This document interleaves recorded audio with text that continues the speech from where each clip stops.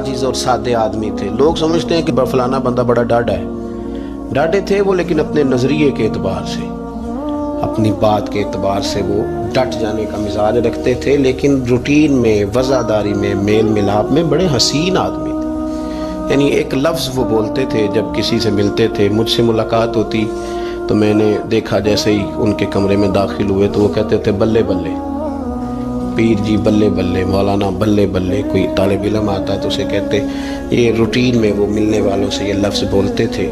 बड़ी शानदार ज़िंदगी गुजारी, बड़ी वज़ादार ज़िंदगी गुजारी, और दीनदार लोगों का उन्होंने कद ऊँचा किया।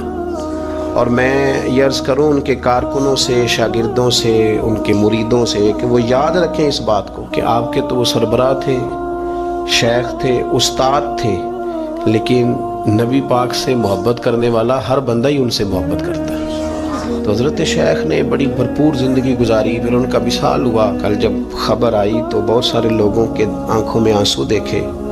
तो चूँकि मेरे ज़हन में भी कुछ बात थी, तो उनका आना जाना, उठना बैठना, मिलना मिलाना, प्यार करना, सादगी, आजिज़ी, मैं बता रहा हूँ कि अभी 1 माह नहीं हुआ मेरी उनसे तफसील से मुलाकात हुई, तो उसमें वो हंसे भी और रोए भी। सारी चीज़ें उसके अंदर मैंने देखी। तो जब मैं लोगों की आंखों में उनके लिए आंसू देखता हूँ, प्यार देखता हूँ, तो फिर मुझे वही बात याद आती है जो वो लोगों से कहते थे। तो मेरा दिल करता है उनसे कहूँ कि हज़रत बल्ले बल्ले, हज़रत मौलाना खादिम हुसैन रज़वी साहब बल्ले बल्ले, शेख बल्ले बल्ले, और हज़रत जी आपकी बल्ले बल्ले। आप आए भी तब भी बल्ले बल्ले, और गए तो फिर भी बल्ले बल्ले। और जिगर मुरादाबादी ने कहा था कि जिगर राहे वफा में नक्श ऐसे छोड़ आया हूँ, मैं जिस मंजिल से गुजरा हूँ वो अब तक याद करती। बुजुर्ग आलिम थे हज़रत मौलाना खादिम हुसैन साहब रज़वी। मौलाना खादिम हुसैन रज़वी रहमतुल्लाह अलैह को लोग सिर्फ तहरीक लब्बैक के हवाले से जानते हैं, हालांकि उनका जो कैरियर है वो बहुत पुराना है। मौलाना बुनियादी तौर पर एक उस्ताद थे, एक शेखुल हदीस थे। उनका जो बेसिक कारनामा है वो ये है कि वो दर्जनों नहीं सैकड़ों उलमा के उस्ताद हैं, सैकड़ों उलमा के। यानी मैंने सोच समझ के लफ्ज़ का, उन्होंने सैकड़ों लोगों को रसूलुल्लाह का दीन पढ़ाया है, और उनके अब शागिर्दों के शागिर्द भी मदरसों में पढ़ाते हैं। मौलाना एक बड़े गरीब से, सादे से घराने में वो पैदा हुए थे। उन्होंने बड़ी सादा और आखिर तक ज़िंदगी उन्होंने वज़ादारी वाली गुजारी, सादगी वाली गुजारी, हसीन गुजारी। किसी शख्स के, एक होता है किसी के नज़रिए से इख्तलाफ करना, एक होता है किसी के तरीक़े कार से इख्तलाफ करना। कुछ लोगों ने उनके तरीक़े कार से इख्तलाफ किया है, लेकिन उन बंदे का नज़रिया इतना शानदार था कि नज़रिए से किसी ने इख्तलाफ नहीं किया। लोगों ने ये ज़रूर कहा कि ये फ़लानी बात इस तरह हो जाती तो ठीक था, लेकिन ये सब ने कहा कि बंदा बात ठीक करता है। नज़रिए से, फ़िक्र से लोग मुतमईन हो जाएं। किसी जिंदा क्या रहता है? नज़रिया। जिंदा क्या रहता है? नज़रिया। फ़िक्री तौर पर एक खूबसूरत आदमी थे, एक बड़े मंजे हुए आदमी थे, एक वज़ादार आदमी थे, एक साफ़ सुथरे आदमी थे। मेरी उनसे मुलाकात उस वक़्त हुई थी पहली दफ़ा जब वो बिल्कुल ठीक थे, टांगों पे चलते थे। इनके जो उस्ताद गिरामी थे हज़रत मौलाना अब्दुल हकीम साहब शरफ कादरी रहमतुल्लाह अलैह, बहुत जय्यद आलिम थे। मैं उनको मिलने के लिए जाता था तो हज़रत भी वहाँ पढ़ाया करते थे लाहौर जामिया निज़ामिया में। तो वहाँ इनसे पहली मुलाकात हुई। फिर इन्होंने जो जमात सबसे पहले बनाई थी उसका नाम था अंजुमन फ़िदा यानी ख़त्म नबुव्वत। उस जमात से इन्होंने काम का आगाज़ किया, और बड़े अवाइल में, बड़े शुरू में इन्होंने ख़त्म नबुव्वत के ताल्लुक़ से मुख्तसर से काम का आगाज़ किया, और बड़ी जल्दी इनका काम फैल गया। मक्की पीर मक्की दरबार में ये औकाफ की मस्जिद के सरकारी ख़तीब थे, लेकिन हज़रत मुमताज़ कादरी साहब रहमतुल्लाह अलैह की शहादत पे इन्होंने सरकारी मुलाजमत छोड़ दी थी।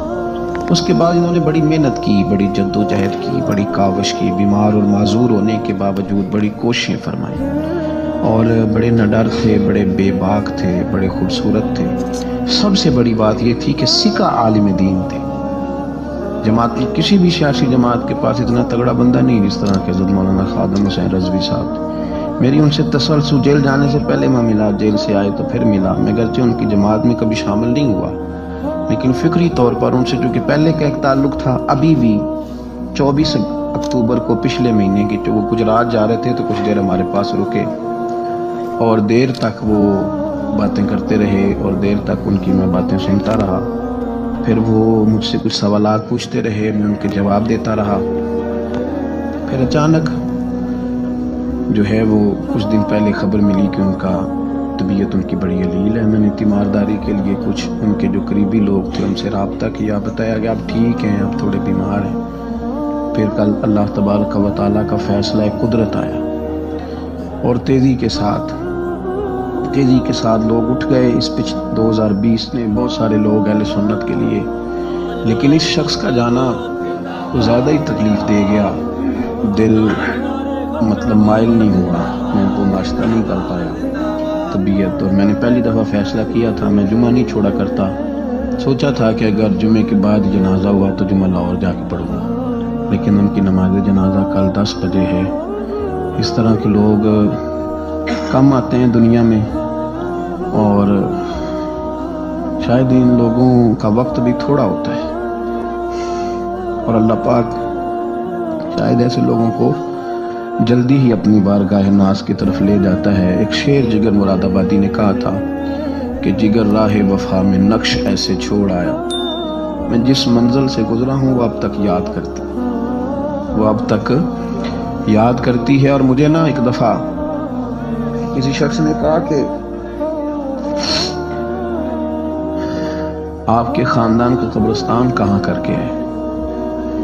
لوگ لکھنے والے جو لوگ ہوتے ہیں وہ پوچھتے رہتے ہیں کہ اس بندے نے کیا وصیت کی ہے، تحریری والے لوگ۔ تو میں نے انہیں کہا کہ قبر بھی بانی جائے گی۔ تو مجھے کہنے لگے کہ کس طرح کر کے پتہ چلے گا؟ تو میں نے کہا تے اکھاں جدوں میٹیاں تے پھر زمانہ مینوں روے، اپنا تے اپنا بیگانہ مینوں روے گا، تے جدوں نہ میں جس یا میں خارا نوں میں خانے وچ پھر جام ٹوٹ جان گے، میں خانہ مینوں روے گا۔ کئی لک لک رون گے تے کئی بک بک رون گے، گلیاں دا یانا تے سیانا۔ یہ الگ بات ہے کہ بے قدراں کچھ قدر نہ جاتی، کیتی خوب تسلی ہو، دنیا دار تے پجاری زر دے، کتیاں دے گل ٹلی ہو، بک بک روسا نکھیاں تکیو وے خویلی کلی ہو، کوچ نصیر اساں جدوں کیتی پے جانی تھر تھلی۔ یہ بڑے قیمتی وجود کے لوگ ہیں، اللہ کریم ان کو اپنی خاص رحمتوں سے